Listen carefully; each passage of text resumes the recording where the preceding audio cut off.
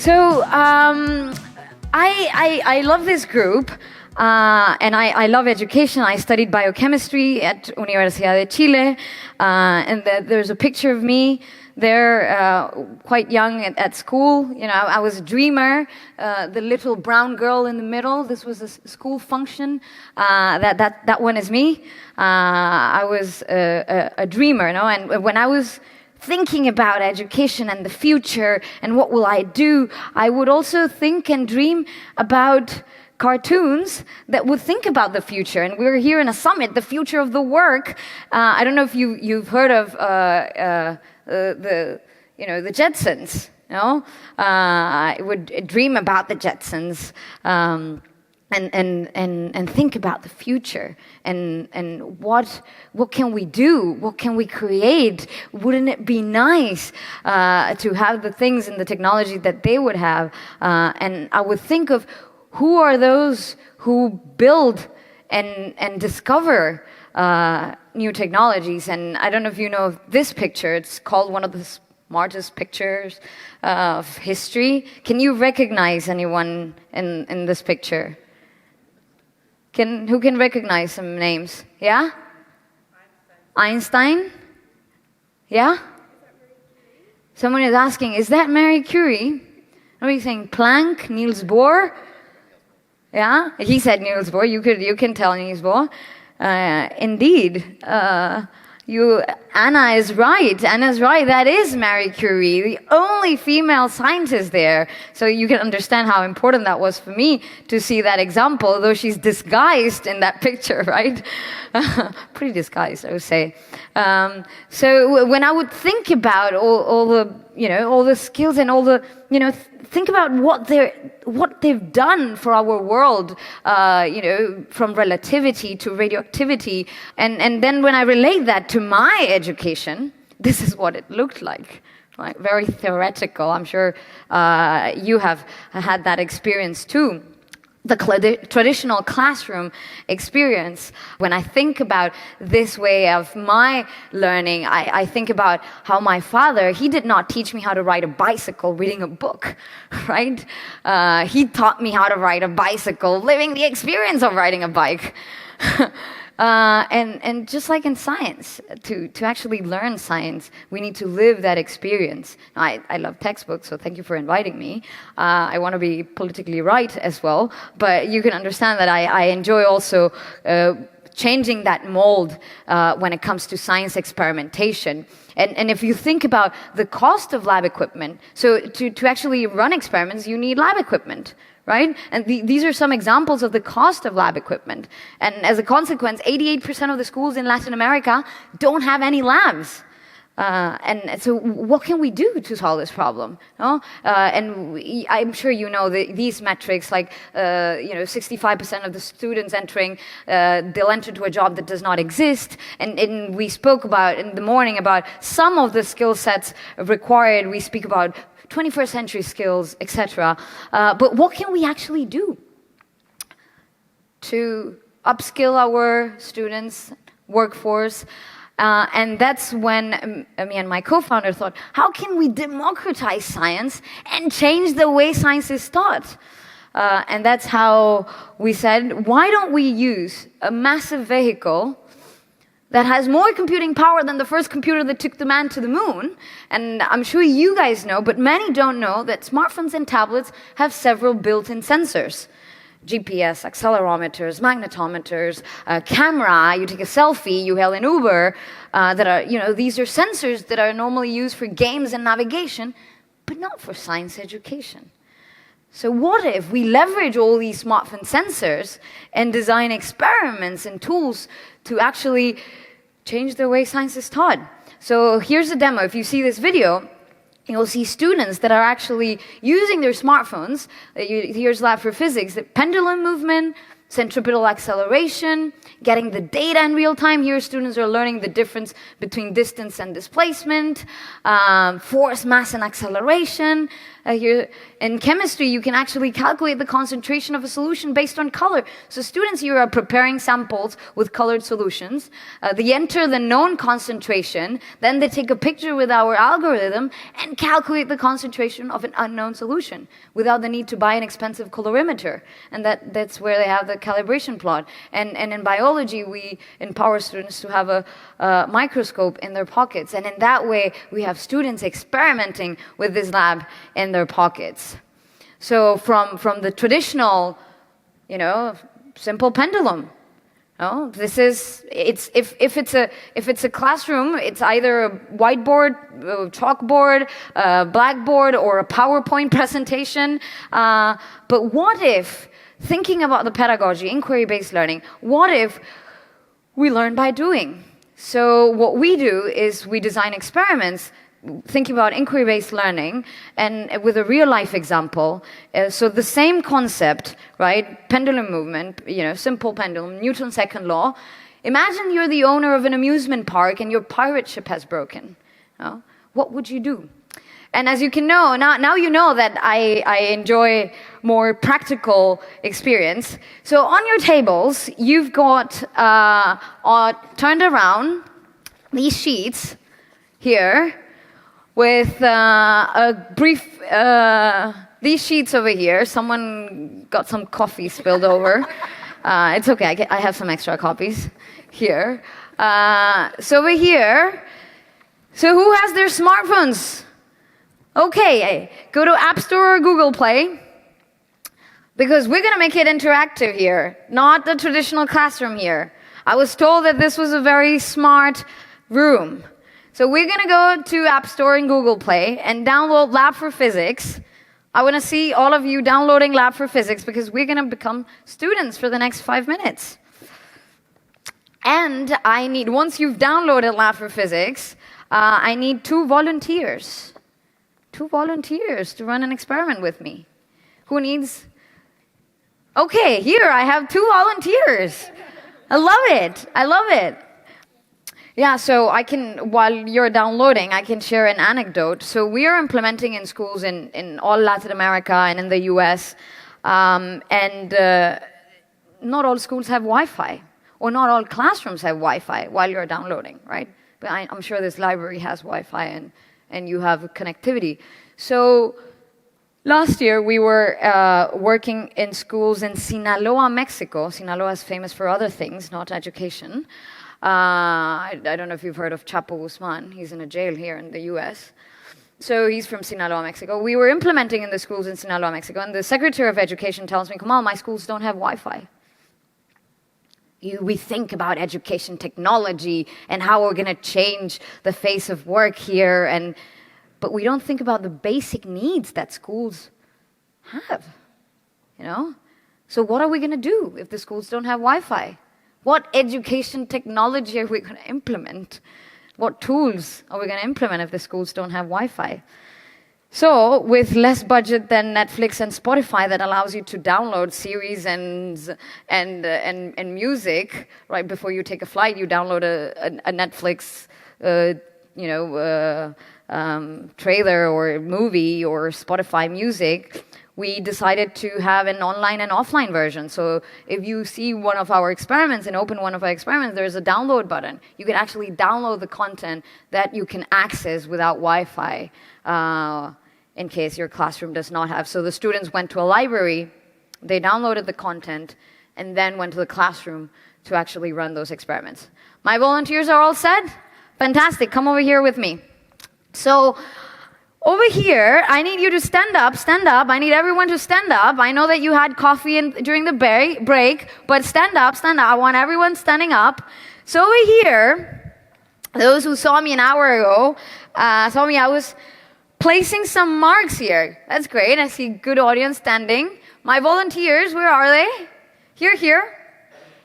Okay, so here, we have some marks. You guys activated the free trial? Awesome. There's a free trial there. Activate the free trial. So here there are some marks. 0, 2, 4, 6, 8, 10. I used a measuring tape, which is very expensive, cost me less than $1, and I used Post-its and masking tape. That's it. That's all I used, okay? So there's one experiment. If you go to the here, and you see, so at the app, you'll see that there's an experiment section and a tool section. Yeah? You guys see an experiment section and a tool section. So the tools use the sensors of the phone, and the experiments are the content that we've designed based on inquiry. So let's go to movement category. Yeah? So that's, you see a list of experiments. Go back, go to tools. Go to tools. Open accelerometer. There's an accelerometer there. Can you open the accelerometer? Yeah? Now click on it. There will be a screen where there's a brown girl like me running accelerometer experiments. Click on new measurement, and there's a button that says go. Now click on go and move your phone up and down. What do you see? Move your phone up and down. That's good. That's great. Want to see your phone? Now press stop. Press stop. What do you see? A graph. That's the graph of the accelerometer of your phone in 3 axes, X, Y, and Z. X, Y, and Z. And so that's one tool. But now, my friends here, we're going to go back to experiment. That's an example. That's a demo. That's a demo. You guys did a demo of that for physics right now. So let's go. We're going to run an experiment very quick. Normally, we'll do this in a classroom, but here, for demo purposes, we're going to go to movement. Go back to movement. Okay, movement. We're going to go to move experiment. There's one experiment called move. Let's go to move experiment. So here, we're asking students to be an astronaut. So click on move. Go next. Yeah. So you're on a mission to the moon. And you have to walk through a pathway here that we've created. So go next. Go next. There's a pathway that you created. Now there it says open speedometer. I want you to open speedometer. Open speedometer. So here we're going to insert the positions that I've marked here. So let's go 0. Insert 0. There's already a 0 there. On the second, you're going to insert 2 meters. Click on 2 meters. You're inserting. Let me see how you're inserting 2 meters, 4 meters, 6 meters, 8 meters, and 10 meters. You there? You inserted that? Inserted those positions? You're good? I want to hear yes, no? Yes? Okay. So my astronaut, who's going to be the astronaut? So one student will be the astronaut. You can be the astronaut. Another student is going to walk together and inform our coordinators here to press go each time you step on a mark. 0, 2, 4, 6, 8, 10. Okay?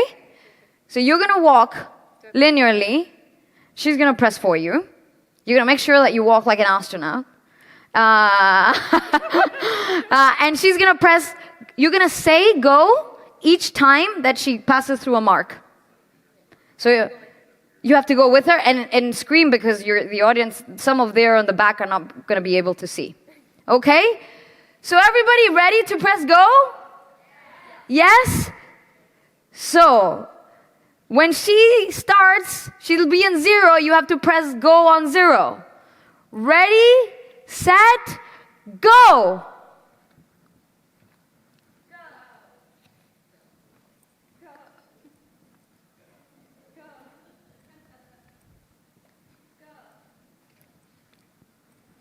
Go! Finally go! What do you see? A great round of applause for our astronaut here. What do you see here? What is the graph telling you? How is the position versus time graph here? Constant velocity. Very good. Now, what happens if she forgets her flag in the moon, her North American flag? She forgot it in the spaceship, just like the experiment says. She has to go back and get it.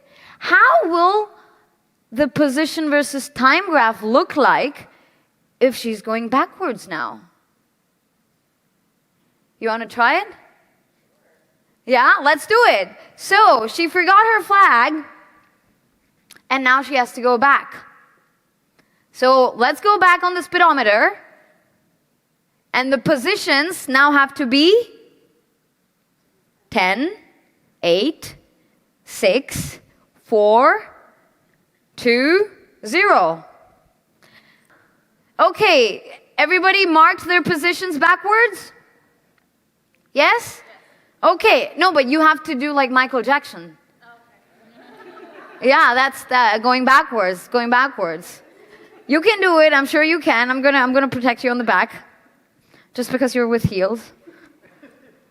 So, ready, set, go. 10, 8, 6, go ahead. 4, 2, 0. How was your graph? Negative slope. And how's the velocity? Positive or negative? Can you go to the velocity tab on the top? How is the velocity? Positive or negative? Somebody, when I asked what's the difference between speed and velocity, somebody answered direction, right? Because if it were speed, it would be with no, it wouldn't be a vector, right? Guys, thank you so much for participating in this demo. Thank you so much. You can now take a seat. Astronaut and coordinator, thank you so much. Thank you. Thank you very much. You've been great. So who can tell me how does a traditional rectilinear uniform motion class look like versus a class like this one? Who can tell me the difference? Yeah, my astronaut, my favorite astronaut. Printed paper, a lot of times looking at something on printed paper or just some small object at a space as opposed to a lot of movement across the room. Yeah, printed paper as opposed to movement. Thank you. And I'm sure you're going to see a lot more. Here's an example.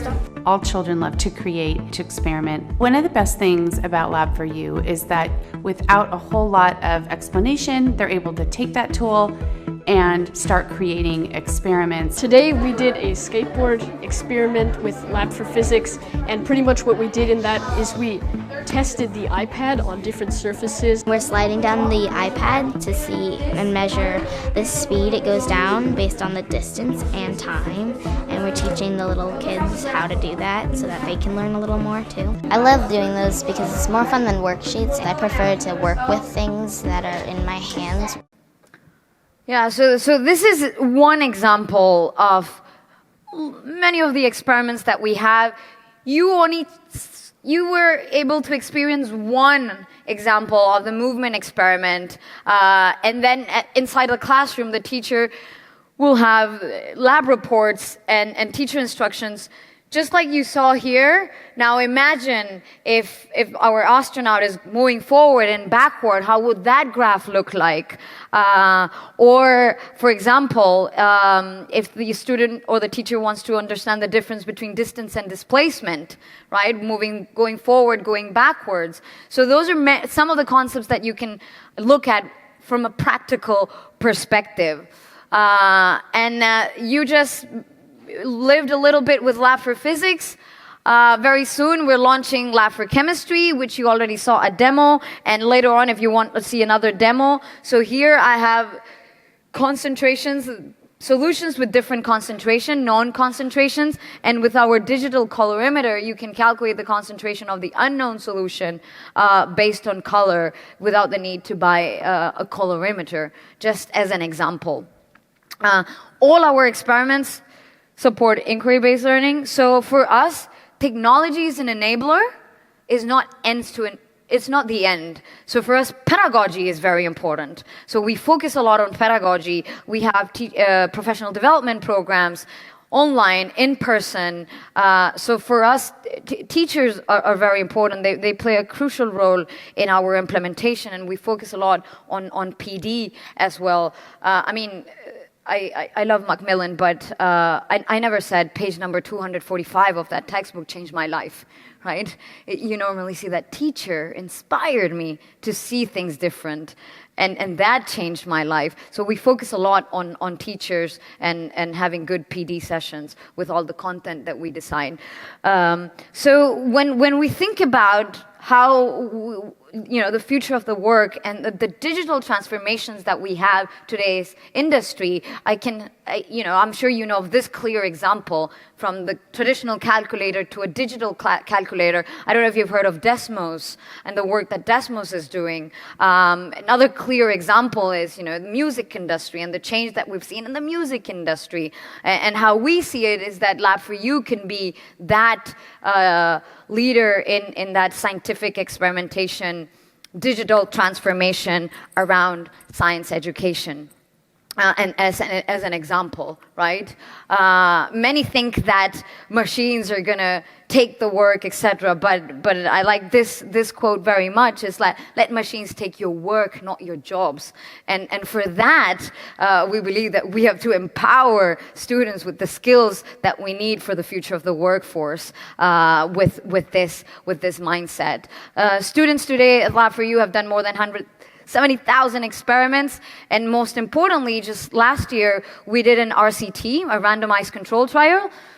Students with no Lab4U, there's schools with no Lab4U, and schools with Lab4U. And what the Inter-American Development Bank found is that students who run more than 3 experiments increase their knowledge in physics, their self-perception of knowledge, how much I believe I know physics, which is very important because it's the relationship with motivation. If I believe I can, then I will put the effort to do more. And then the last finding in this RCT with p-value superior to 0.05, significant difference is their interest to pursue a STEM-related career. So we were very happy with this result. The link is there. I'm happy to share the results of this RCT.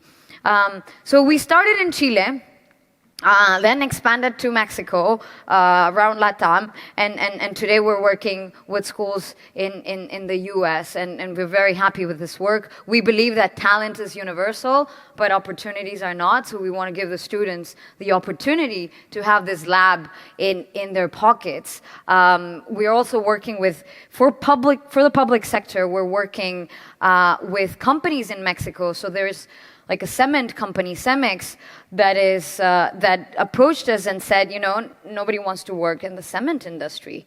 So why can't we design, experiments with the chemistry of cement and empower the communities around and share experiences related to companies that are around these areas, for example, in Mexico. And another example, working with partners and companies, we did something with Toyota when they were launching their Toyota Mirai, the first hydrogen fuel car. Normally in a classroom, we would use a toy car to run fun experiments, but today we're going to use something bigger. We've marked 25 meters behind me. Using the Lab4Physics app, we're going to analyze the position versus time graph of a moving object every 5 meters. What's great about this app is that it enables students to capture real data using the sensors that are already built in a smartphone, and you can relate that to real-life examples. So this is an example of how companies can collaborate with education providers, like with companies around education, so that we can relate the work that is being done with companies and the educational industry. So this digital gap that we speak about, between work and education, if we collaborate with companies, we can find some common ground and inspire more students. I wouldn't be here if it weren't for a great team that is working hard to democratize science and change the way science is taught. And I'm sure you remember the story I told you about when I was in school and I was dreaming about the future, and I'm sure you remember about this. No? Yeah, the Jetsons. I want you to think, what did the Jetsons envision back in the 70s and 80s and 90s that we have today? Can you think of some of the things they envisioned that we have today? Who can tell me? Not flying cars. We do have drones coming closer, yeah? What did they envision? Roomba, robotina. Roomba. What else? I love the Roomba. You know, cleaning is always a challenge. What am I wearing? Yeah, smartwatch. You know, I take a phone call with my smartwatch today. What else? My friend Nikki here, you know, she said Roomba. What else? Video conferencing. The first time I spoke with her was through a Skype call. There were no plasma TVs back then. There was no online training, you know, physical online training back then. She's learning. There was no telemedicine back then. My friend Nikki mentioned, you know, Roomba, Robotina. No? We're coming close to Hyperloop, hopefully. What didn't they envision? The school building. Yeah, it's still a building. And this was it. It's the same setting. What, the same formulas in the background. Instead of PowerPoint, it's still the chalkboard, but it's still the same formula there. The same setting. Same students sitting on a row, you know. Students, the traditional one, instead of a more dynamic one. We believe in a new future, a future where students can experiment, see the world around them, think about what they could do with their own capacities, with their talents. We know that the economy has already changed. We've already seen companies doing different things. Just an hour ago, we spoke about the gig economy. We believe that the next Einstein or Marie Curie can be anywhere in the world. We're already seeing the differences. We're already seeing some talents around the world. And when we speak about these companies, right, we spoke about it an hour ago, world largest transportation provider that owns no taxis. The economy has already changed. The way we do things has already changed. World's largest accommodation provider owns no hotels. You know, Airbnb or Spotify, world's largest music provider, owns no music. Our dream at Lab4U is to be world's largest educational lab experience provider, owning no lab equipment. This is a quote that I like very much. The future belongs to those who believe in the beauty of their dreams. We're speaking about the future of work, and we truly believe that there is a new way to do things, to do it differently. World's biggest challenges are not only solved with good intentions, but with a real understanding of science, technology. And we want to give everyone the opportunity to have this lab in their pockets and hopefully change the world. Thank you very much for listening. You've been a great audience. Thank you so much.